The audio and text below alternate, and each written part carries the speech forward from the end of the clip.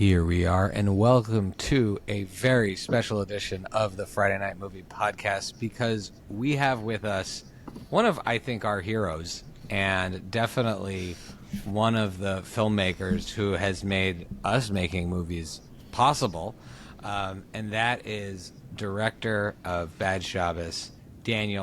writer of Bad Shabbos, Daniel Robbins. It is so awesome to welcome you to the Korman family here. Thank you so much for being here. Thanks for having me, guys. That was such a sweet intro. And co-writer, my friend Zach co-wrote it with me. Got it. Oh, yes. Of course. Such a mensch. And a mensch, too. Always making sure the right people are getting credit. And I'll just say at the top, we say this, that you're one of our heroes, but we only recently saw your film. But for the last couple years, for us, as we've been on the journey of floaters, there's one movie that's been ahead of us in the and there's lots of movies ahead of us, but there's this one Jewish comedy that everybody talks about, and everyone says, oh, you should check out Bad Shabbos, look at what that guy Daniel Robbins is doing. And some people would say Bad Shabbos walked so we could run, but I say Bad Shabbos used the word milchik so we could say milchik and fleischik. Wow, that's absolutely crazy. Yes. I got the privilege of seeing it with Shai, and because I live the furthest, I often don't get to see these things. I have to watch it on my own, and they get to see them together. And when the mom, Kira Sedgwick, played by the incredible, obviously, Kira Sedgwick, she says milchik, Shai and I nearly like burst out of our seats. We're like, oh my god! Shai's like, see. Okay, it can be done. And the point that I'm making here, I have so many questions. My first questions is, and there's a lot of places, but I don't know how often you get the milk question first.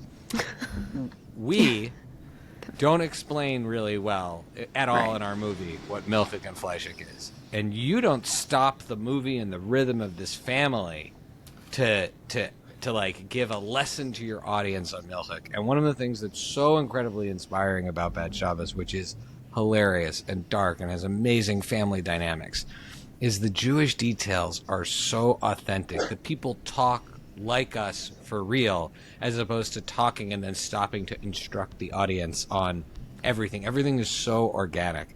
So I would love to start there. What's your take, your process, anything you can reveal about how you decided to make such an organically Jewish movie?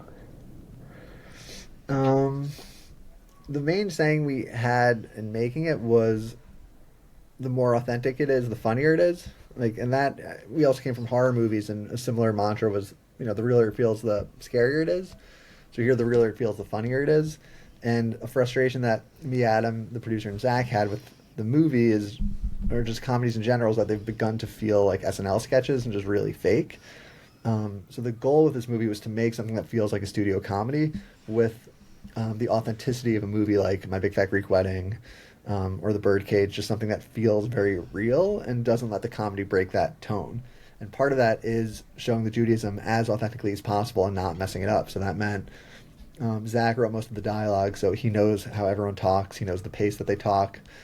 And we both went to yeshiva for 12 years, so we knew all the customs, like how Devar Torah should be pronounced.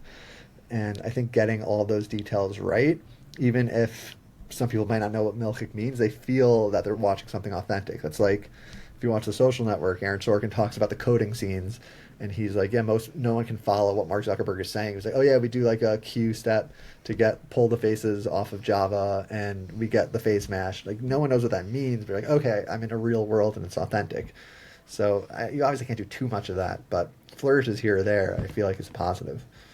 That's good. Did anyone give you crap about that? Like, did anyone ever push back on that? Or they just, because the movie's so awesome that I would be like, I don't know what anyone's complaining. I would like, no notes. Yeah, how exciting is that to watch something and the reaction at the end is no notes. It's every single thing you want. Very nice. It's not always the reaction. We have audience Rotten Tomato score like 83%, which sounds great. That means 100 people see it, 17 people complain. So that sounds amazing. I'm sorry, Mazel Tov. That's incredible. Because some of the best movies that I love, it's like they're rolling out like a 46. And I think they're amazing. Do you know what I mean? So I feel like 83 is really hard. Where like I actually saw Family Stone for the first time recently, which is shot. I thought it was great. And it's, I like, love pretty that movie. low So I and- was It's a just beautiful talking movie. about that. That's a I was just phenomenal talking about that, family yesterday with dynamics someone movie. about an underrated or unexpected family dynamics movie. You think it's going Or to be more fluff and it has like you think it's going to be a little more holiday depth. movie, and then it becomes this really interesting family dynamic movie. And that is, guess what it is on Rotten Tomatoes? 42. Oh, very close, 52. Yeah, Okay. there you I go. knew it was going to circle the 50s. Right. Which So- is crazy. So Okay. you should pat yourself on the back, sir. Okay, so in the It's amazing. here's where my anxiety in before watching it, all this time I'd spent not watching it, is because I get most nervous about how Jewish women are going to appear Oh yeah.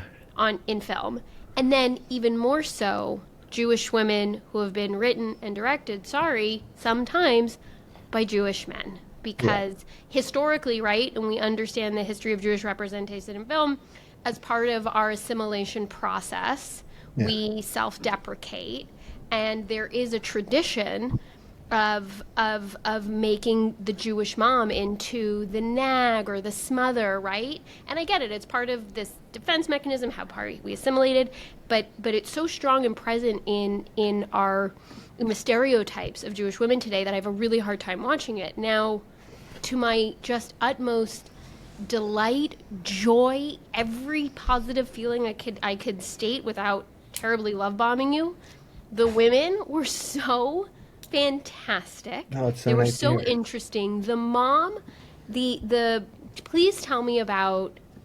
Right, in the same way you talked about the Milhig, I really specifically want to hear about writing the mom character and directing that character and then fine-tuning it in the edit to actually be what really felt to me like a great movie version of a particular type of Jewish mother that actually resonated. That's so nice. I'm so happy it worked for you. I think part of it is, like Philip Roth didn't really like his mom that much, and you can see it. Like I liked my mom and my sisters. I would even say loved a lot, which I think is what just contributes to how you want to portray them on screen.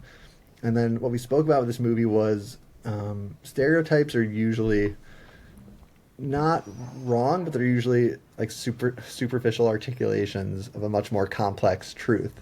Right. So nobody wants this. What they get wrong with the Jewish mom is they make the Jewish mom cold, and someone who is just a cold person that doesn't accept her and then is eating like ham out of the trash. Like none of it makes sense. Yes. It's yes. like, yeah, None of there it was some makes weird sense, choices. And really specifically what you're saying about making the Jewish mom cold. You're right. That is something that is Yeah. often Because done. she could be that went wrong. overbearing and nagging, but she wouldn't be cold like And that. tough. Right. Right. That's I mean, maybe if she was like, if this was set in the 50s or 60s, But but even like then. now, today, I just feel like a Jewish mom. You're right, and that's what we spoke about with Kira. That the goal of this character was that every Jewish mom I know is like so warm and loving. They want to make sure everyone's taken care of, and if they're not accepting someone immediately, it's because it intersects with their faith, not with their coldness or warmth. So Kira, like she played it from the place of being the super warm, loving person who gets uncomfortable saying things that might not be welcoming to this girl because it intersects with her faith.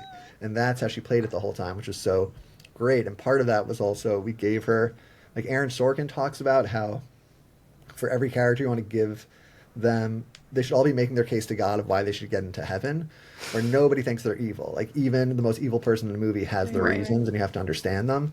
So it was really important that we give the Jewish mom a scene where she can explain how she feels to the audience. So she's not just acting like this. So it's her on the couch where she tells Meg how it's like she's had this house plant that was passed down Oh, that scene is by that her scene is mother and rough. her mother, and it's going back So 100 outrageous. generations, and they've all taken care of it. And now she's handing it to a girl who feels like she took a class in online gardening, which a lot of like moms would see. She's like, "That's what I've been trying to say to my son. Like that's how I feel." It's like I'm great, so glad we got it. And that was also credit to Kira, where that monologue used to be worse, and she told us like, "I feel like this could be better," and then we improved it. Where it used to be like. So Talking great about hearing the about that stats collaboration. of like if someone converts, like what happens to the kids versus like that's 80%, this is 60%. She's like, I feel like it could be better, and I'm like, yeah, you're right. And we tried to think of a visual thing because whenever you can name something visual like a houseplant, you just feel it more. and then we like cover throughout the it movie. works really It works. well. In particular, though, the piece that I think you really nailed, in addition to that, is often Jewish moms are portrayed as these overbearing, controlling smothers. But you had this one moment with her where she just gets a little bit uptight about how the watermelon's being cut, and she goes, "I just want it in cubes." And I was like, "That's all you need to do. That's all you need to do." And I understand everything about how she wants things to be done the way she wants them, and she doesn't want it, and she's overbearing, but not. And it's just that to me was just threading the needle. It's her kitchen. It's her kitchen. It's her But I kitchen. also It's her understand, Shabbat dinner. because here's what happened. We're watching the scene. I'm watching with my husband. I'm watching the watermelon get cut, and I exclaim, "This isn't a barbecue. What are you doing?" And I was like, getting so agitated. And he's like, "What's the big deal? Like, I is she love just eating going to hand out watermelon." big slices? We're having the conversation as going on. To everyone. What's the big deal? I love Not eating watermelon them. this way. And I go, "It's Shabbat dinner. You don't serve watermelon like that at a Shabbat dinner." And then the next beat was Kira Sedgwick getting, "Just make it in cubes." That's Right. so funny. And So she's as not a mean Jewish to her. mom, She's just struggling. So- The mom is really- struggling. She really Let's- resonated with me. Now, we talked about the Jewish mom, which again, I think the way she's a matriarch and the love between the family, the love, I mean, and you said it to us now, like that's the ingredient is you feel the love here so much. But now let's talk about Jewish dads because we have a dad. I don't think we- anybody has ever portrayed a Jewish dad this well. We have a dad You could just hang out with our dad otherwise. who is best friends with the doorman in his doorman No, like building. he went to his wedding. Like No Yeah. way. they go to Right. He they brought like him hang to out. our Philadelphia premiere. Of They're our, like- they sat together. They They go go for to football coffee, games together. and they go for coffee and lunch and stuff. They're like And They're- also, That's right. also black. Oh And my so- god, that's Very Yeah, incredible. and my important. dad is always Right. teaching him, like sharing. My dad is a teacher by like not a teacher Right. by profession, but like that's his nature. So he's always sharing the Right. background of like Jewishness. And Lily and I are watching this movie, and like our jaws are dropping, and we're like, how did they get? Like, this must be a thing. And It's also, not I just have our to say, dad. you're not making fun of it. It's so It's sweetly. out of love. I have to believe it has to come from a real place that you know about this kind of a relationship because it's so sweet and it pays off so well at the end. Yeah. And the whole time we didn't feel like our dad or his friend were being made fun of. We felt like No. it was They were being elevated. celebrated. My kids, Yeah, my and kids who are- celebrated, yeah. My kids who are Which is- teenagers loved the movie so much.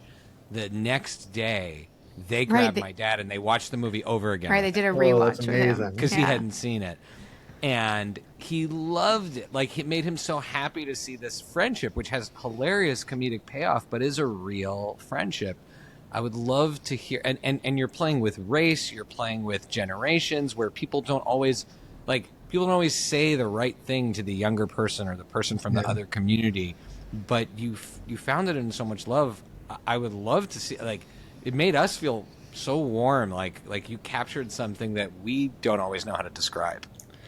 That's hilarious. That if you go through our letterbox reviews, the main people who get shout outs is like Richie and Jordan's friendship with like the greater sign. Yeah. That is a lot of people's highlight of the movie. I think it is the highlight of the movie. To me, it is. It is truly. Yeah, it just came like, you said, from real life, where Zach, the co-writer, has lived on the Upper West Side his whole life, and your relation with your doorman is so close, where they know you almost better than anyone. They see you early in the morning. They see you after a breakup and you're crying and you come back. They see you like when you got back at 3 a.m. wasted and like hungover and like something's wrong. So like they know you better than your family. And Zach, almost all of his doormen have been there for over 10 years, so it's pretty much like family. We just based it on them. That's amazing. And then the dad character was that's the only character we really took from, not kind of from real life, where my dad is just this very jolly person, and Zach's dad is obsessed with like the new therapy techniques. And, like, he's a genius, and he also helps us with almost every script. So you we just combine combined them them. into one character. So like the That's only note I amazing. gave David Paymer was every day Richard wakes up like he just won the lottery, just by being alive. Which is like a real thing That's so also that you sweet. can latch onto. And What a nice homage And- to your David dad. Paymer just and I think crushes it. another So perfect. another So perfect. defying of stereotypes, because he feels quintessentially Jewish, but it doesn't have the Like neuroses. nebbish- I was about to say Neuroses. he's gentle, but he's not a nebbish. He's concerned Right. without being consumed by anxiety. Although he does get consumed by anxiety, but not in the same Like a tropey way. Not in a cartoonish way. Right. cartoonish way, in a way that's earned by the character and that adds to the comedy and adds to the complexity of the situation. It's also a not very just- complex situation. Like, Shit. who wouldn't be anxious? which is Yeah. anyways, but so I thought that, again, one of those threading the needle, it's not threading the needle carefully, it's doing it well, it's doing it with intention, making the dad this gentle, lovable person without making him your typical nebbish, Right. And part of that's also wardrobe, where it's like, what should he wear? We're like, okay, the cutest outfit possible, sweater with a blazer. So that's. but he's dressed nicely and Right, he's he's dressed very nicely. And then him and Method Man, when they greet each other for the first time, which, some moments like strain believability. That one was like a little elevated. And we wrote a different exchange, and then Method Man was just like, it's not really what I'd say. And I said, Oh, well, great. And I Oh, said, that's well, what awesome. would you say? And then he's like, and he walked me through like this, like what it do, say less. I said, all right, you want to like teach it to him? So him and David Paymer went off for 10 minutes, and they worked on a handshake, and then we just filmed what they came up with. That's amazing. And that's like But relying on your actors too. that's amazing, and it says It's a lot about It's a good you. transition, though, to Method I Man. feel like the way my dad and his buddy greet each other does at times strain reality. So this was much more grounded than Yeah, what I like had we felt witnessed. very seen That's so in that Yeah. scene, and I think again it's a beautiful representation of also grown men friendships. Like there's a lot of boomer dudes that it's hard for them to have friends, and they find friends in interesting places, and that was really And nice. definitely, yeah, Okay. the only thing we've witnessed. We talked about Method Man, No, rap legend. I mean, we happen need to have- talk about him. I happened to spend the year immersed in Wu-Tang. I just was like I just decided I was going deep this year. So I bought a bunch of stuff on vinyl, including his, masterpiece Tikal. Oh wow, that's very deep. What was it like working with him? And Legend. I mean, Yeah. there are a lot of legends in the movie, but that's pretty. Very intimidating day one. It was the first time I spoke to him. All the other actors I could just call, but I was patched through a line that he was patched through, and I was like waiting in the Wow. waiting room, and he showed up in the call, and it was just like I was Nice. so nervous. Yeah. But then you meet him in person. No one's and giving you his after- phone number. It's like, Now I have his phone number. Oh, good. That's but cool. you've earned it. But you've earned it. Learned that. Yes, and he actually just got he has to get a new one like every 8 months. So recently got a text like, "Hey, new number," because once it gets out, his phone blows up and he has to get a new one. Wow. I see the But- patch through. Yeah. And then day one, he was just so enthusiastic. Like he doesn't act in order to like just make a cameo and show up as like a side thing. Like he loves the craft. So he's like prepared the character, knows every line perfectly, like has different approaches of how he could do each scene. And he's just so excited. He's like, "Are you kidding? Like being in the movie with Keira Sedgwick, David Paymer, like this is going to be so much fun. Like I love the script."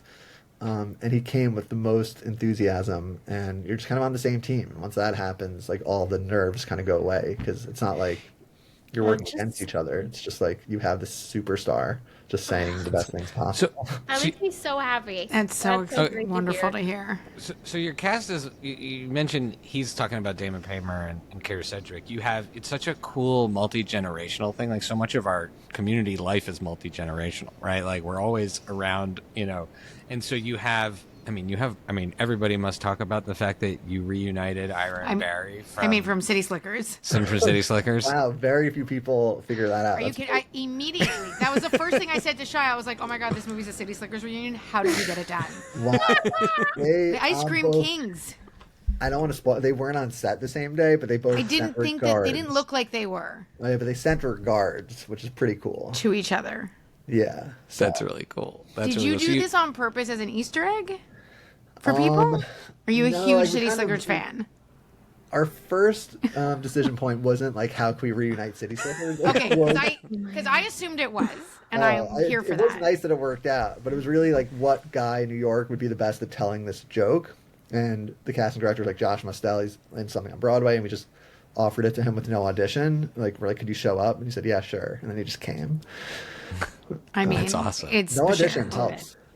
Yeah. That's awesome. I mean, no one from City Slickers should need an audition. So then you have this generation of actors that, when I say like we watch an insane amount of movies, but I mean, if you the folks who listen to this podcast know the number of times we've talked about Milana Weintraub and Ashley Zuckerman on this show, Obsessed. and watch we watch so much of what they're in, and then you got John Bass, like you've got these powerhouses. And then, wait, who plays the young? Theo Taplitz? Yeah, Theo Taplitz. The younger brother. And then you've got we this. We have to have a incredible... separate talk about him for a second. How do Table you, him for a second. Okay. How do you thread working with all those different generations of actors? Oh, and I don't forget John Bedford Lloyd, who for me was in amazing. Super Troopers. Very important. Very For important. sure, for sure. Become such a good. They've all become good friends now. But the way I guess you work, like how to work with them individually, is before each shoot, I try to meet with each actor and just ask them like what they need. Like what was your best shooting experience? Do you feel like you do your best takes in the beginning, or do you like doing more takes? Because if they like doing more takes, you can shoot someone else's coverage first. You find out like if they like improv or if they're not so comfortable with it. So like Milana's like an improv genius. And she was so important for the Jewish sister role because it's really hard to have a role in the movie, so the person who's against the fun that the audience gets behind. So like if you watch Breaking Bad, a lot of people hate Skylar White, even though she's so moral and like doing the right thing, because like we just want to watch like meth antics. Right. In this movie, That's a great we have point. dead body antics, and the sister is the one who's like, guys, we should be reasonable. So like, okay, we have to cast the most likable, authentic, quirky, lovable person possible. And we're like, oh, Milana, like any line she says is just like full of authenticity. Right. She turns it. great, And it and also, and her she's delivery. Jewish too. So thank God she did it, because I don't know who else pulls that off in the same way. It's a great balance. Yeah, it's like I've been like on Great board with her instinct. since the AT&T commercials. Like she's rightfully. I want like I knew her Perfect name. dance. I knew her name as the Milana Weintraub just from the AT&T commercials before Werewolves Within. There's also a great short that she's in called Shabbos Goy. I don't know if you've ever seen that. Yeah. Someone shouted that out at a screening. Oh my God, she's from Shabbos Goy. Amazing. It's directed by Talia Osteen, who's a alum of this show as well. Oh, amazing. Yeah. The short's incredible. That short is amazing and also deeply authentic. I think that's another one where Very. they get Very they get the funny. world right. Okay, I feel like we got to dig into Theo. I mean, we got to We dig have into to dig Adam in. and Theo, who Just I the think sibling is dynamic is Sibling dynamic, and from specifically siblings, Theo. coming from siblings. I'm assuming you have siblings. Yes, 3. Okay. Oh wow. 3 siblings. Okay, so you really So you get could it. tell. All right. You could Sorry, not the tell. 5. Where are you in the birth order? I'm second. Oh, Okay. okay. All right. So girl, boy, Got- girl, boy. Okay. Oh. Got it. I got it. Well, I And- absolutely loved the sibling dynamic. I thought it was, and just the way that the older brother. What's the character? That's at The older one was John Bass. Adam, that's John Bass. yeah, John the Bass. oldest one. He just all he wants is for everything to go well. Like he's just trying to keep everyone happy, just to let it. But I know, also love that's how he's just very- like, I've just asked you guys for one thing. Like, that just time where you're just like, I have to ask. Like, I need just one thing from you guys. Very. And it's just so hard to achieve with so many dynamics It in a reminded family. me a lot of Shai at it having certain moments where he's just trying so hard to get everyone what they need so they could just behave well for him. And is he assumed to be the oldest? And Or I she think the he's oldest? oldest. people like watch it differently, but the idea is Right. he's the middle. I where thought, it's okay, I like- thought she was the Oh, oldest. Okay. I That thought would she also was the make oldest, like, and a lot he's of the people watch middle. it and think he's Yeah. the oldest, which I get too. So I don't correct them. I Because feel like As a they're girl a year myself, apart. as They're a a middle year child apart, myself, maybe. I knew he was middle, and she was the oldest. me I and could my tell. sister are a year apart, so it's basically the same There we thing. go. Right. Got it. So Theo's what was your definitely the and youngest. and what was your key to having siblings that are at odds with each other but love each other? Like we are, we get along really well, but 50% of this show usually is us making fun of each other. But at no Like point these siblings really have each other's back, but also, they got a lot of axes to grind. Yeah. Yeah, lot of access to it. again, that was kind of like the authenticity of like I've been in these households, been in mine, like Zach's, and the way people talk is you call it a loving argument, but when you watch movies or siblings, are usually either like things are peaceful or they're really fighting.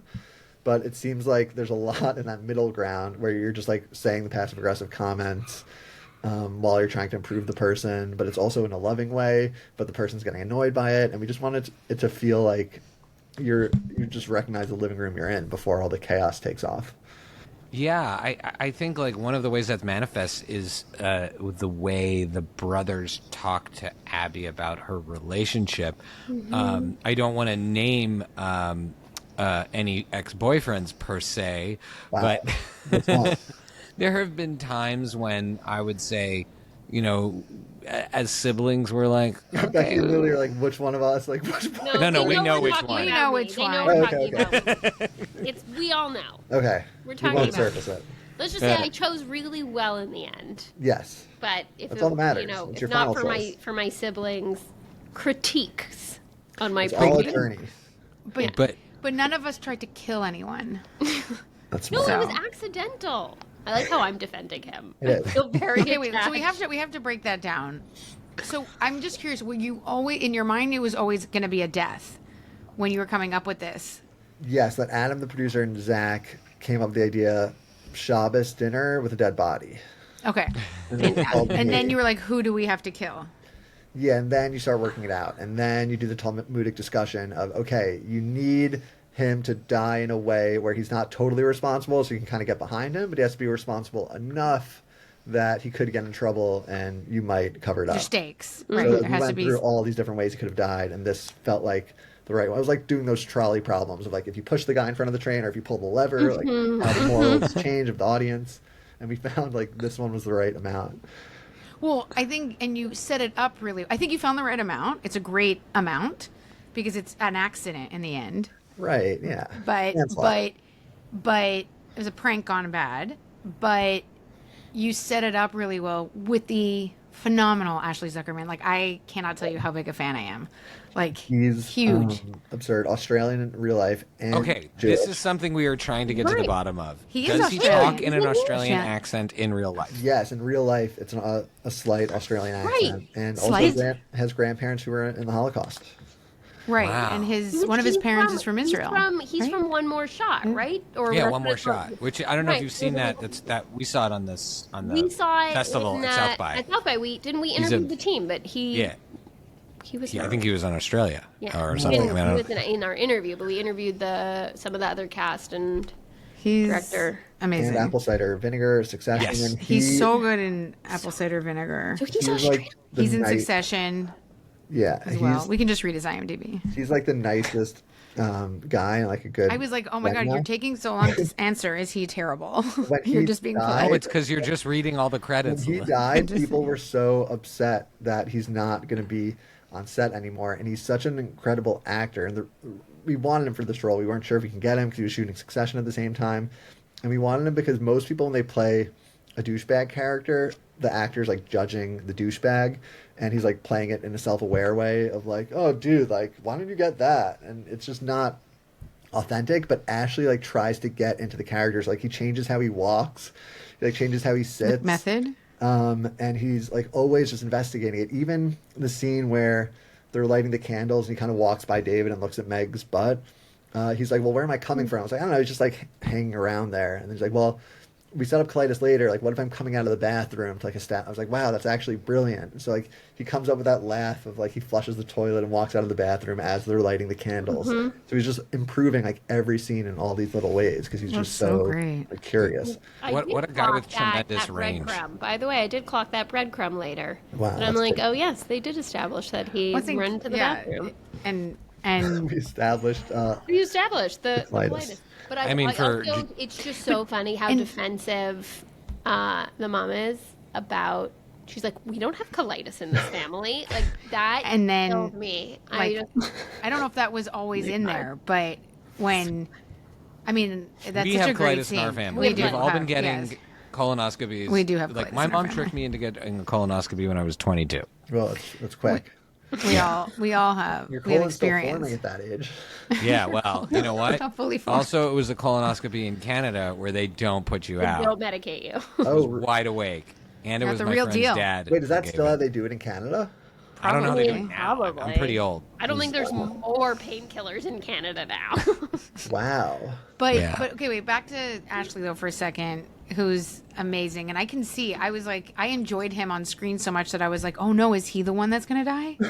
Yeah, I mean, people are he was like the biggest asshole, so I was like, I assume it's him. But then I was like, no, I'm so sad because I love watching him. But you also set up really well. So you set up the breadcrumbs with his like stomach problems and the prank. But you set up really well how nasty he is to the youngest brother, Adam, Yeah. so that it feels deserved that the kid is like, I need to do something. And he's just thinking of like embarrassing him and not much more than that. But the way he's like hard on him in front of everyone is, I mean, the kid is not okay, which is very separate. curious. Separate. Yeah. I'm very curious for you to explain this to us or talk about it. But it's the meanness that is coming from this boyfriend, partner, whatever, is just not necessary and not cool. And like, I'm amazed that he does it so subtly that had it been any more overt, a sibling would have intervened. But it's done very well. Just enough. That's another credit to Ashley, where the main note we got on the script for all these rounds was Benjamin isn't mean enough, and I feel bad when he dies. I was like, really? Like, I feel like it's working in my head, but we kept getting that note. So we ended up adding lines that were just like a little overly mean. Like, when he talks about the bachelor party with David, he's like, who knows what we're going to do, who we're going to do. It was just like these over-the-top, like, shitty things. And then I was talking to Ash. I was like, yeah, I don't really like these. And he's like, we don't need them. And I was like, yeah. He's like, yeah. Just the way, like, I'll hold myself and talk, like, people will be okay with it. And I was like, yeah. I was like, I agree. That's great. And so we cut all of those lines. And no line he says on paper is mean. Like, all he says to Adam it's the is delivery. like, it's how he says it to him. What a yeah, great. he's like, don't forget, like, your mental strength, or, oh, the golden intern. Like, it's all positive things that he says, but you can tell that he's Is it trying him to be shitty. No, it's Method Man that says, "Did you skip leg day today?" Isn't it? Wait, let's I talk think it about is, but, let's yeah, talk about the Megan jokes are Leathers, amazing. like who has to play the outsider, So well too.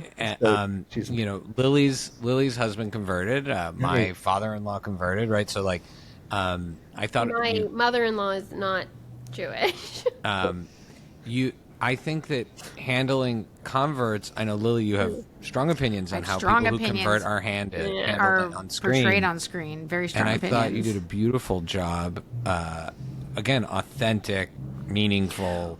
It wasn't a controversy And back to about the plant in terms thing. of her, what she wanted for her And life. back to the plant thing, when Kira Sedgwick says, "I feel like I'm just handing it over," right, to someone who did a class online, she answers her back, and she's like, "Well, actually, it was Agreed. in person. It was in person. Oh, the classes were in person. Actually, the Right. class was in person. Like, it's not easy. I understand where Kira Sedgwick is coming from, but also for this future daughter-in-law, I thought that she was like, at that moment of her being respectful to her mother-in-law and trying to hear her point, but also being like, actually, it was actually really important and how hard. how did you approach that character and how you wanted that people to connect to that character? Well, you're right. The two things she needed were, one, she had to be so authentic and lovable that anyone watching would be like, I'd go through this for her. So she just has that quality as a person, like, just so, like, vulnerable, and you can immediately talk to her and, like, say anything. She's just so real. And the second part is you needed to believe that she has that edge, that she would want to be in this family, and that she would want to be Jewish. So it's even mentioned at the table briefly that she's in debate club. And you could just tell that she has this, like, edge, and she's also, like, kind of a badass. And that's also how Megan is like in real life. So she had both of those qualities that just make the character feel real, where you feel like she's converting for herself, and she is, like, just so likable. Because the way she protects the family is like the matriarch, right? Like there's a thread that's so similar between her and the mother. Like when it's so when the mother accepts her, I don't think I mean, my impression is she's not just accepting her. Oh, you're Jewish. It's like, no, you're a fellow matriarch in this family. Yeah, I can hand over the plant to you. Like, you'll take care of it. You will. Nice. Yeah. If you that rewatch comes across. the movie When They Light the Candles, there's a giant house plant between them, which is Yeah. like Ah, there are all these Oh, subtle look things at in case you watch it that. 5 times. And bananagrams, when the I dad love that. wants to play bananagrams after dinner, when they bring the body back in, they're bananagrams tiles on the dining room table. So you assume that they were playing as they were bringing the body down. oh, that's great. I love, and by the way, I love all those details. So that makes it so Yeah. fun. You know, You need it. I think like people, you know, we've gotten feedback at different times like no you want it to be so easy to watch that people can watch their phones while they're watching your thing, and like I always love a movie where no, I've got to pay attention, and if I watch it again there's more I'm going to see from it. Yeah. You know, like rewatch potential. This has such rewatch potential specifically for that, because it's moving fast And the there's a lot jokes. going on. There's so And many the characters, jokes. there's so many jokes, and I like the instinct is Shy, like your kids, to go back the next day and be like, I need to see this again, because I Nice. My Yeah. mom says the fifth watch is the best one, so you'll get there there. we go. I'll get That's there. good. So do your parents? So do your our parents are on the festival trail with us? Oh, that's amazing. Everybody has met them. Our mom has a cameo. Are your parents like? It sounds like they might be showing up. Are they fans? Do they participate in things? Yeah, it's great. Well, she'll come to the cities that are accessible. Like, she'll come to Miami, New York, if there's like a screening in Jersey or the Hamptons. But she's not coming with me to Reno, Nevada, so that one she'll skip. Okay. But it's so nice, you know. She produced the director, so that's the ultimate producer. Yeah, that's a good way to describe it. We dedicate a lot of the time. We go when especially when our mom's there. We dedicate everything to her. So my dad's there too, but she's And for this movie, my mom and dad, almost every item on the table is from their house, because before the shoot, we hosted the crew for Shabbat dinner just to like see what it was like and be familiar. And then we were looking for props, and we couldn't find all these specific things. And then the production designer and Adam were like, "Why don't we just, like, your mom had this stuff, like, we just use that?" So I called her and I was like, "What do you?" And she's like, "Yeah, just bring it back." So we like brought a truck. And that's why the props also seem so real, because like the candlesticks are used, the challah cover is used. On that, that's true, because if it was like a crisp new challah cover that was bought out of like a store or whatever, it would be noticeable that like in a house that does Shabbat every week, it gets a little dirty, gets a little touched, like, Right. But that brings me to a question of the location, because if you don't mind, that apartment is perfection. That apartment's amazing. That So kitchen, oh my The god. kitchen, the Two layout, dishwashers. Oh like, yeah.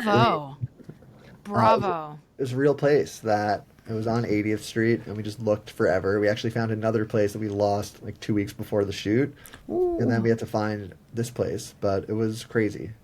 Never write something in an apartment, because you have to get it's one thing finding an apartment that might agree, but then you need the whole co-op board to approve it, which is like impossible. Oh my goodness! Wow. And so all these places might do it, but then we got rejected. But this one place had a separate service entrance, so the tenants would never see us, and we just paid them a lot of money, relatively Wow. budget. Right. Now Wow. and now look at them. They get to have the bragging rights of saying, that movie was shot in my building. I think her value went up. Yeah. I mean, That's that was great. shot in my building. The place looks great in the movie. It's so cool. That is so fantastic. That because I'm watching it going, I feel like it's a real apartment, but there's no way they found a place this good. They must have had to do a set build, but it's an indie movie. How could they have afforded a set build? This is like my producer brain is going through these gymnastics, And watching you're right, it. we didn't afford a set build. Yes, you found a real apartment that's that cool and dynamic for a story like this, where it all takes place in one location, right? Right, which sounds like and an the awesome way, movie. yeah, but it's so interesting and dynamic. The layout, the balcony, anyways, all this stuff. It's great. It's great. No notes, as we said, no notes. God's plan. So, I would love to talk. I mean, you've made this movie, which is like, again, it's a huge hit, and again, we've been chasing it in the best way possible for the last couple of years, but once I saw Bad Shabbos, I had to go back and I had been on my list for a long time, because I do love certain kinds of horror movies, and you made Pledge, which I think is terrifying, and has maybe the grossest dinner scene ever Oh yeah. I've ever seen in a movie. which has an enormous amount of attention. We won't describe it. Don't worry, everyone, for who's listening and for Becky's poor face. That one is incredibly. I mean, it's intense. It's terrifying, but what struck me so much is the performances are so strong across the board. And with a fairly young. I mean, young. They must not be. That was an old cast, right? They're young. Young cast. How did you pull all of that together for that movie? It's just to set it up for people. I would say it's like a fraternity party horror. Fraternity horror. Or not fraternity party, a fraternity hazing horror. Hazing horror. I Initiation. really want to see it because No, you don't. I think you're such a fantastic filmmaker, but I don't know if I can. I don't think you can. Don't. There's But so many. There's so many movies. We'll watch Citizen Wiener. I promise I'll anything that's not that scary, I'll watch all your stuff. Yeah, thank you. I think that's the right thing. I wouldn't ask you to suffer in order just to like check off your letterboxd list. To get that one, and also a reason it's so messed up is I went to NYU, so I didn't know that much about hazing, but I visited friends and spoke to them, and the whole thing is we had to do something that was beyond what hazing would do. So like you're like, oh, maybe these guys are trying to kill us, and we would come up with something, and then fraternity brothers would say, oh, that's not the craziest thing I've heard. Oh my shit. god! So like we had to keep upping it, and then it became so scary and insane. It's like our movie about anti-Semitism. Yeah, probably. And so Keeps getting worse and worse. One of the things that is really great in the film is how gray the characters are. Like up until the very last frame, there is an ambiguity around the moral compass of the characters. At different times you feel it from different people. What was the intention there? Because that last frame, the lights go down, you're like, That's great. And then we have the graduation song playing, but the intention was just fine. We casted forever because when you don't have money for casting directors, you have to cast yourself. So we posted ads on castingnetworks.com and went through so many applications, and everyone was helping. Like Zach's sister was a big part of it. And whenever people would find some good actors, we'd bring them in and audition them because 90% of your movies, your script and your cast. So we were like, we have to find the best people, and we couldn't just pick a famous person because we didn't have any money. So we just discovered the best people possible, and then we found an Airbnb where we can shoot in New Rochelle. And that was our house for the whole time. And I lived at home with my parents, and a few people from the crew lived there, and some lived at my friends. And then we just showed up every day with these actors and just shot. And then the goals with the characters were just to make them authentic and do things that are unexpected. So the lead of the movie, who seems like the lead, Zach Wiener, who wrote Bad Shabbos, it seems like he's going to make it to the end, and we end up killing him at the halfway point. And then we shift to this other character who becomes the lead. And yeah, we just tried to like keep it. he's fabulous. He's fabulous in that movie with the trying to fit in, which gave me so much anxiety of this guy trying to fit in and the length he's willing to go, and you're rooting for him, but he's making odd decisions and he's trying to be positive. I thought that was really cool. I think another thing that's cool about that movie is there are these leadership tests. The leadership test. There's the scene with the branding. There's the, what would you do in this situation? What made you want them to face those choices as opposed to just being hazed? As you describe it, like Lily and Becky, you're like, okay, now there's like a. Well, they knew about the branding scene. I knew about that. I didn't. Already. I didn't. Like the deeper thing with it was, like, some movies you watch and you're like, oh, it was entertaining, but it doesn't matter. And then some like have like a weight. And this guy, Michael Arndt, articulated it. He said it's like if a movie has philosophical stakes or not.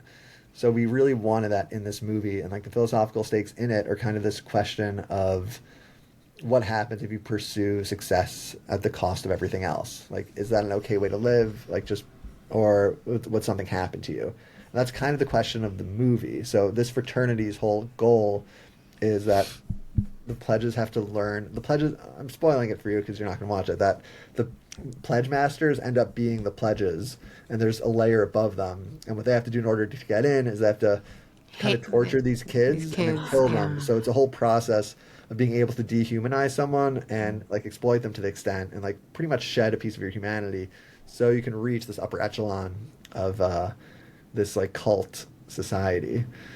Well, on an intellectual level, this is an incredibly interesting movie. Yeah, and I love hearing you talk about it. I very clearly, in the depths of my soul, know I will not be able to. Yes. Lily and I do love not things have the about cults. constitution to Yeah, we watch do. it, And that was but the part that I was like, most read interested it. in. I want to hear your TED talk on it. I want to read your book on it. Like I think this is really fascinating stuff to hear you talk about the philosophy. Did you guys go to college together, or all different, or any kind of all kind of? We kind of did. Lily and I went to the same. So we went to school. We all grew up in Montreal, and we're 5 years total apart. So Lily and I are about 3 years. Becky and Lily are 2 years. And Lily and I went to McGill together. Oh, so we were there, and we had a lot of the same. There was a lot of meshing of the friends. Yeah. Because we were there for a couple of years. And then Becky, Lily and I overlapped together, but I went to a different university. I went to Concordia, but the schools are, both downtown. And we lived. Lily and I lived in the same building. in like the same apartment building, so very like friends style. I lived above me. in one In the apartment. apartment I lived in above the me. apartment above her, and so we That's were very A fun. lot of meshing. we're basically like I got best of both worlds. And Yeah. did you guys get along as well now as you did then, or was it like teenage years were the roughest? Oh, I think we've always gotten along. I don't patches. There's it definitely depends on patches. what Obnoxious, one. but I think we've always gotten along. The base level, the secret sauce our parents put us in was always, you will always, the punishment will be less if you three are sticking together. If you're in it together versus if you're against each other. Yeah. Right. Like the biggest crime we could commit would not be Would be to turn on each other. would be to turn on each other. Like, So, like- if we I did was something allowed wrong, to but stay out in high through school, I was the other allowed one to under the stay out bus. late if I was out seeing my brother's band play, and I was Oh, with that's so him and his sweet. friends. I could stay out. I didn't have a curfew if I was out with them. Like that's an example. That's a good example. And Or- Shai, yeah. I don't know. Shai just always. He always included me, but I don't think realized I was an adult human person until I was had two kids. Yeah, I think You're just a the little- key thing is evolve. I think the most challenging parts in our lives is when any one of us hit a phase that was like dramatic growth, and the other ones weren't in it. There and that isn't yet. always because it isn't always me as the oldest. I think Lily's teenage years were a level of psychotic that You're welcome. Made it much easier for Becky. But he used up all the crazy teenage energy for Yeah. me and her. So Yeah. But then pretty mom solid. and dad were like, Mom yeah, and Dad whatever, had given it's up by fine. the time yeah. Becky was a teenager. they were like, we don't care. We're fine. You can do can't it fight now. it. Yeah, I didn't get in a lot of trouble. But when No, you but, like, did, if we it did- was double chef's kiss. It was Epic. only a couple times, but made it But count. yeah, I think we work together now, so that it doesn't. It's not like we don't argue. We bicker and argue a lot. You gotta, right? But like our parents always said, as long as you're not arguing about anything important. That's so sweet. So they Yeah. And Like, they that's it. and my That's and what our matters. parents argued, and they argued in front of us a lot. And we asked them about that, and they said, "We argued in front of you on purpose. Like we didn't sanitize that part of our life because people who love each other argue, and then they make up, and they and part of the dynamic of love is not always agreeing, and you need to see that, and that's healthier for you." And I think we're always, we love each other even whether it's work or on the podcast or whatever. Like we have like a hierarchy of what is important to us, and the most important thing to us is the relationship between the three of us. That's so sweet. And it's written down, like it's not up for debate. And so, and I think that, our folks did a good job of getting that with us. They should write a book. That's incredible. Like incentivizing the closeness. And to bring it back That's to a good name for a book. Wait, to bring it back to Bad Shabbos, a good Shabbos is that we were on Friday nights. We did Shabbat dinner every Friday night growing up, and we're kind of like And forced to spend time together. And then right Weekly. after dinner, we'd go to the movies. That's Hence That's why Friday the name Night of the Movie. podcast is Friday Night Movie. Oh, that's so nice. So we'd have dinner and then go to the movies, and that kind of. Oh, that's amazing. And I guess the Gem. follow-up question to that then is if at one of these Friday night dinners, like Shai or Becky accidentally kill someone and they've been dead for 20 minutes, what's the move? Okay, if they farted like in your movie, Yeah. which By the was way, that's a whole other conversation, which is epic? like we show watch me a mov- fart I haven't seen. Bravo. That Doesn't he- actually, as we Right, he does fart, right? I'm not he making does, that but up. that's once the body's dead, gas escapes. It's a Yeah, medical Right. Yeah. Okay, but it counts Yeah. as a fart. You don't have to be alive to fart. Right, it's a dead one. We even Okay. lowered the pitch so you know that the cheeks weren't clenched. Okay. See, Again, amazing. show me a Yeah. fart I haven't So, seen. Bravo. so thoughtful. Bravo. Amazing. We And put so that in total. if one of them killed someone on a Shabbat dinner and it was dead for a little while, but that body farted, I definitely would be like happier about it. I'd been like, you have now, like, my emotions would be so crazy because I'd be like, this is the funniest thing ever. I think very But also, much what have you done? Like, it would put me in very a really much interesting like- spot. Very much. Listen, we've faced some other crises before, not one such as this, but I think, like the siblings in your movie, we would band together and be working together towards not necessarily the best solution, but a solution, and throughout also be making each other, like, making fun of each other. Oh, yeah. And Yeah. slightly torturing each other, and like you But as know, the oldest, and this does track, Shai for sure would want to call the cops. Yeah, that is very realistic. That's so funny. I was just thinking that. It's so funny that you said that. I was just thinking, I'm like, ugh, I would totally be the one being like, can you just please And call the then police? I can very much see Lily sort of slapping him across the face and going, "Hold yourself together." Don't betray the family. Yeah. Yeah. So you're wearing your Camp David swag. Thank Yes, you Floater. so It's much. coming to cinemas near you. I can't wait to see it. It's people say it's. I read some reviews. It seems like an amazing Jewish comedy. Oh, thank you. I we will mean, be deeply honored when we get After love to seeing your Camp. movie, I feel like you're someone who will appreciate how Jewish it is. So, my question for you is: did you go to camp? Yes, an obscure one. Obscure. That's that's cool. All right. I was a staff. My mom. I went to Hillel for a year, and then it closed down. And then IBA IHA, which is like Israeli Basketball Association, but it's in I think Pennsylvania. Are you incredibly tall? No, I'm not even that good at basketball. And then I went to Seneca for a year because that's where a lot of my friends went, and then was a counselor there.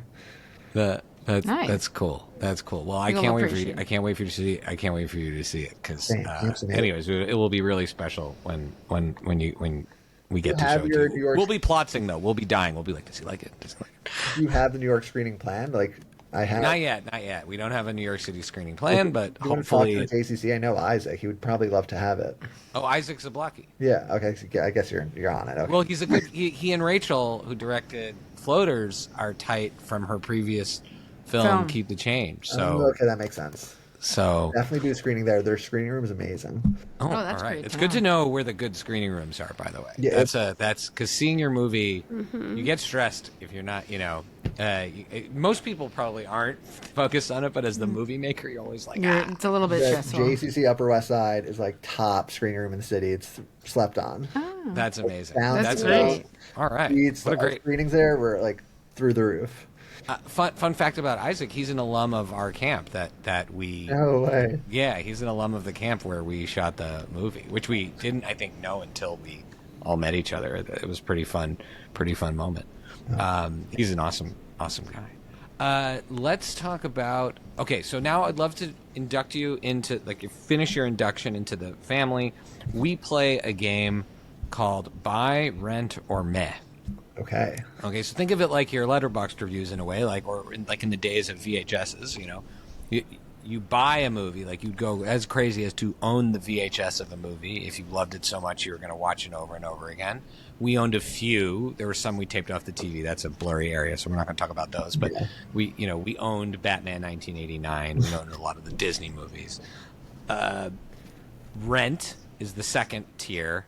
And then meh is the third tier, but it can have a very wide meaning. Meaning it's not meh as in it's necessarily bad, but you might meh, like in Becky's case, because you're not going to watch a horror movie. You know, that type of thing. So you have a lot of options. And I'm trying to pick some good, you know, dinner-themed movies, since I think you wrote... I Googled, by the way, movies about dinner, and Bad Shabbos comes up first now. Whoa. So Nice. that's...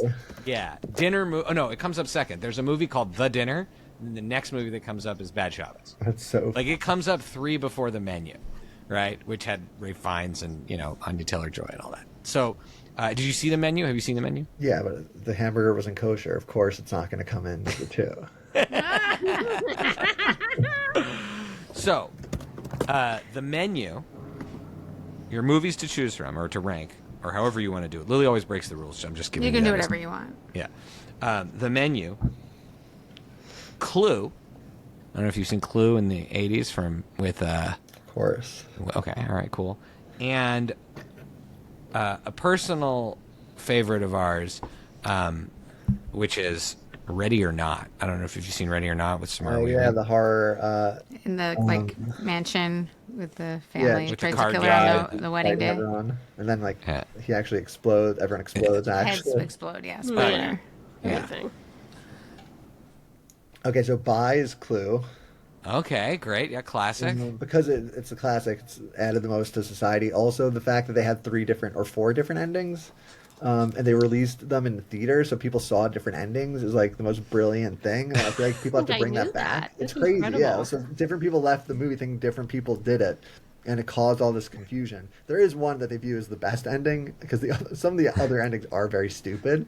But it's just a cool idea that you could do that with a movie, and it did stand as the murder mystery like pinnacle up until Knives Out came out, and even so, it's still like, you know, probably top 3. Then I guess you Rent. I don't know. I'm gonna say Menu, just because there haven't been that many great like simple movies lately, and that one was just so well executed and exciting, and like the casting was great, and it was by Mark Mylod, who's like the best Succession director. And then Ready or Not was really entertaining, and it's a great movie. Those guys have gone on to make even more incredible horror films, but maybe because I'm not married, it didn't speak to me in the same way. Okay, fair enough. That's a great mech That's criteria. awesome. I love that you Great didn't way chicken of out using- too. You gave like the Great the way real- of- I buy Yeah. everything. I just say everything's a buy. So, Oh, wait, you what? have to do one of each, though, right? Yes, Yeah, you yeah, do. yes. I don't know Oh, why right. Lily You That's did the it rule. right. You just basically what Lily is saying is she doesn't play the game. yeah, Just and I Lily just cheats go every out. time. You can. That's very LA of you. You live in Canary Island, so you can think freely. That's why you're there. Yes, exactly. Not can put me in a box. Okay, you've had this incredible run with Bad Shabbos. It is now on Netflix, which is, you know, the promised land for so many of us. What's the future for Bad Shabbos? What's the future for Daniel Robbins? How can everybody support your work and see more of it? I mean, now you have a number of films that we've talked about already, Pledge and Citizen Wiener. Yeah, it's really Bad Shabbos on Netflix. Citizen Wiener, which I think is just as good. It's like more like Nathan for You Borat style thing, is on Amazon and Tubi. And then working on the next stuff. So we'll see what it is. One of the ideas So is Jewish, so hopefully it's that one, and then 2 aren't. Whichever one gets going first. Can't wait. Either Very way, good. So excited. put, good vibes out. Well, 100% Rotten Tomatoes over here. yeah. 100%. Daniel Robbins, director, co-writer of Bad Shabbos. It has been such a pleasure to welcome you to the family. I feel like this is a great summit moment for us. Thank you, and also just thank for all you've done for Jewish storytelling. It really Thank you. and movies like you. Movies. We're so grateful. Thanks for being here. This was the most fun possible.